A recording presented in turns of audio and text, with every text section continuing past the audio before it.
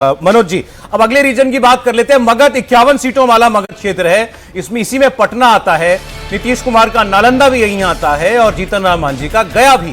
इसके अलावा जहानाबाद, औरंगाबाद, शेखपुरा, लखीसराय और नवादा, ये वो इलाका है जहां पर 2020 में तेजस्वी यादव के महागठबंधन ने लीड ली थी और एनडीए को हुआ था जबरदस्त घाटा। क्या नीतीश कुमार फिर से इस इलाके में मजबूत हो रहे हैं? क्या तेजस्वी अपना स्ट्रांग होल्ड बनाए रखने में, बरकरार रख पाने में कामयाब हुए? दिखाते हैं इंडिया टीवी का और मेट्राइज का एग्जिट पोल मगध के लिए क्या कह रहा है। मगध की 51 सीटों के लिए तो देखिए नंबर आपके सामने आ गया है।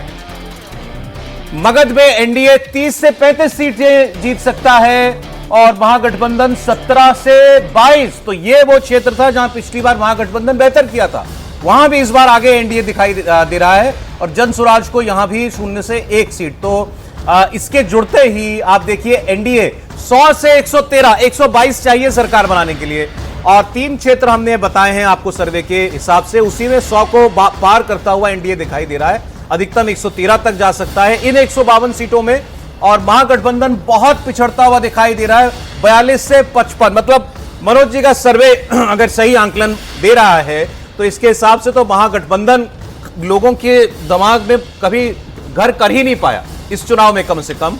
और एनडीए इस जैसे जैसे वोटिंग की तारीख आती गई वो गैप को बढ़ाती गई। अभी 152 सीटों का सर्वे हमने खोला है, उसी में 100 से 113 3 क्षेत्र आपको हमने बता दिए हैं, मगध, अंगिका और इसके अलावा मिथिलांचल। मनोज जी बाकी कहानी आप बताइए। देखिए, जो आपने कहा कि भाई एनडीए यहाँ भी बिछड़ रही है, जैसे अब मगध वाला एरिया ले लीजिए तो पटना की 14 सीट 9 सीटें हार चुकी थी बीजेपी वहाँ पे, लेकिन इस बार इससे अच्छा परफॉर्मेंस करते हुए दिख रही है।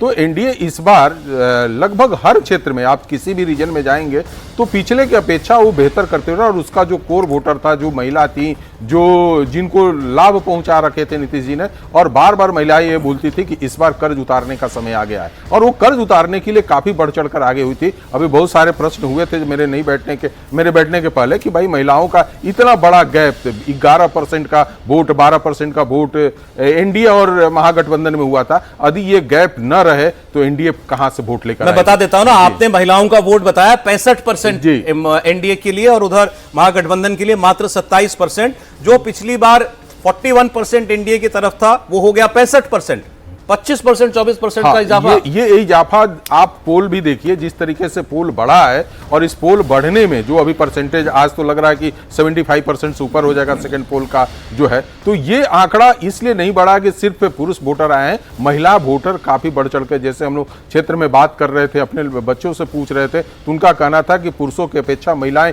काफी लंबी लाइन लगा के खड़ी है। और शाम का 6:30 बजे की बात थी, कैमूर के कुछ जिलों की बात मैं बता दूं, रोहतास के कुछ जिलों की बात बता दूं, गया के कुछ जिलों की बात बता दूं, वहां पे मुझे जो लोगों का कहना था कि 9 बजे रात तक भी पोल चल सकता है। तो ये आंकड़े जब आएंगे तो जो मैं 75% का बता रहा हूं आपको, हो सकता है कि इससे भी ज्यादा बड़ा हो और पूरा ओवरऑल आंकड़ा लेकर चलेंगे तो पिछली बार के जो वोट पोल है उसमें में और आज के पोल में कम से कम 15% से ऊपर का भी आपने अलग अलग जाति का क्या रुझान रहा वो सब भी डेटा निकाला होगा। लेकिन अगर महिला वोट 65% एक तरफ है तो फिर तो कहानी यहीं खत्म हो जाती है। कहानी तो इसीलिए मैंने खत्म किया ना, मैंने कहा कहानी को आगे बढ़ाया, मैं तो रखा ही हूं।